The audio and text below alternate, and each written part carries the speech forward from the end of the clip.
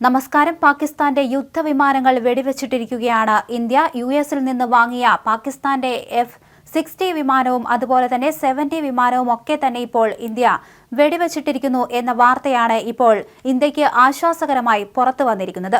കശ്മീരിൽ കനത്ത ആക്രമണമാണ് ഇപ്പോൾ പാകിസ്ഥാൻ നടത്തിക്കൊണ്ടിരിക്കുന്നത്. ഈ ഒരു ആക്രമണത്തെ ശക്തമായി തന്നെ ഇന്ത്യ പ്രതിരോധിക്കുകയും ചെയ്തിട്ടുണ്ട്. മിസൈലും ഡ്രോണുകളും അടക്കം ഇന്ത്യ ഇപ്പോൾ തകർത്തെറിഞ്ഞ അവസ്ഥയാണ്. അതേസമയം കശ്മീരിലെ ജനങ്ങളോട് നിങ്ങൾ സുരക്ഷിതമാണ്, ഒന്നും പേടിക്കേണ്ട എന്നൊക്കെ സൈന്യം പറഞ്ഞിട്ടുണ്ട്. കർശനമായ അന്തിമ ഉപയോഗ നിയന്ത്രണങ്ങളോടെയാണ് ഈ ഒരു ഡ്രോൺ പാകിസ്ഥാനിലേക്ക് എത്തിയത്. US കരാറുകൾ പ്രകാരം ഇന്ത്യക്കെതിരായ ആക്രമണ പ്രവർത്തനങ്ങൾക്ക് പാകിസ്ഥാന് F-16 വിമാനങ്ങളോ അമേരിക്ക നൽകുന്ന അവയുടെ യുദ്ധോപകരണങ്ങളോ ഉപയോഗിക്കാൻ കഴിയില്ല എന്ന വാദമുണ്ടായിരുന്നു. അതിനുശേഷമാണ് ഇത്തരത്തിൽ അവർ ഇത് പ്രയോഗിച്ചിരിക്കുന്നത്. ഏകദേശം 75 വരുന്ന ഇവ സാമ്പത്തിക പരിമിതികളും US മേൽനോട്ടവും പ്രവർത്തന ലഭ്യത പരിമിതപ്പെടുത്തുന്നതും കാരണം അറ്റകുറ്റപ്പണി വെല്ലുവിളികൾ നേരിടുന്നുണ്ടായിരുന്നു. ആ ഡ്രോണുകളാണ് ഇപ്പോൾ ഇന്ത്യക്കെതിരെ പ്രയോഗിച്ചത്. ഇതാണിപ്പോൾ ഇന്ത്യ ചാമ്പലാക്കിയിരിക്കുന്നത്. ഈ ഒരു സാഹചര്യത്തിൽ F-16 ഉപയോഗത്തിൽ പാകിസ്ഥാന് പരിമിതികൾ ഉണ്ടായിരുന്നു എന്നൊരു വാസ്തവം ഉണ്ടായിരിക്കെയാണ് ഇത്തരത്തിൽ ഈ ഒരു യുദ്ധവിമാനം അവർ പ്രയോഗിച്ചത്. ഇത് പാകിസ്ഥാന് തന്നെ തിരിച്ചടിയായി മാറിയിരിക്കുന്നു. പാകിസ്ഥാനും ചൈനയും സഹകരിച്ച് വികസിപ്പിച്ചെടുത്ത JF-17 തണ്ടർ ആണ് പാകിസ്ഥാൻ വ്യോമസേനയുടെ നട്ടെല്ല്.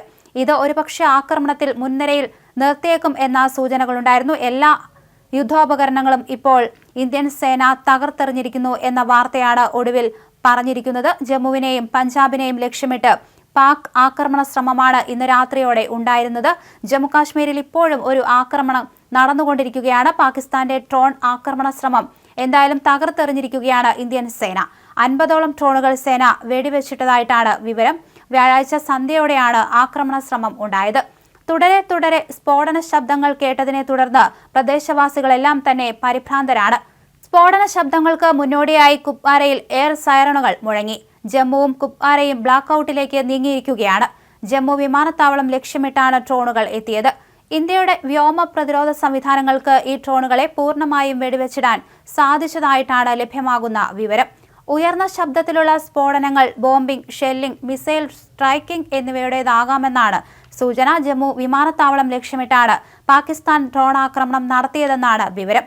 പാകിസ്ഥാൻ അയച്ച 8 മിസൈലുകളും വെടിവെച്ചിട്ടുവെന്നാണ് റിപ്പോർട്ടുകൾ വ്യക്തമാക്കുന്നത്. അതിനിടെ നിയന്ത്രണ രേഖയിൽ പാകിസ്ഥാൻ ഷെല്ലാക്രമണവും നടത്തുന്നുണ്ട് എന്നാണ് റിപ്പോർട്ടുകൾ. കുപ്വാരയിൽ ഷെല്ലാക്രമണം റിപ്പോർട്ട് ചെയ്തിരിക്കുന്നു. ജമ്മുകാശ്മീരിന് പുറമെ പഞ്ചാബിലും വ്യോമാക്രമണ ശ്രമം ഉണ്ടായി. ജമ്മുവിന് പുറമെ രാജസ്ഥാനിലും വ്യോമാക്രമണ ശ്രമം ഉണ്ടായി. ഇവിടെയും ബ്ലാക്ക് ഔട്ട് സംഭവിച്ചു. സാംബെ, അഖ്നൂർ, രജൌരി, റിയാസി എന്നിവിടങ്ങളിൽ കനത്ത ഷെല്ലിംഗ് ആണ് ഇപ്പോഴും നടക്കുന്നത്. പാകിസ്ഥാൻ സൈനിക കേന്ദ്രങ്ങളെയും ആക്രമിക്കാൻ ശ്രമിച്ചു. ഉധംപൂർ, ജമ്മു, അഖ്നൂർ, പത്താൻകോട്ട് എന്നിവിടങ്ങളിലേക്കാണ് പാകിസ്ഥാന്റെ വൻതോതിൽ ഡ്രോണുകൾ എത്തിയത്. ഇവയെ ഇന്ത്യയുടെ വ്യോമ പ്രതിരോധ സംവിധാനങ്ങൾ വെടിവെച്ചിട്ടു എന്ന വാർത്തയാണ് പുറത്തു വന്നിരിക്കുന്നത്.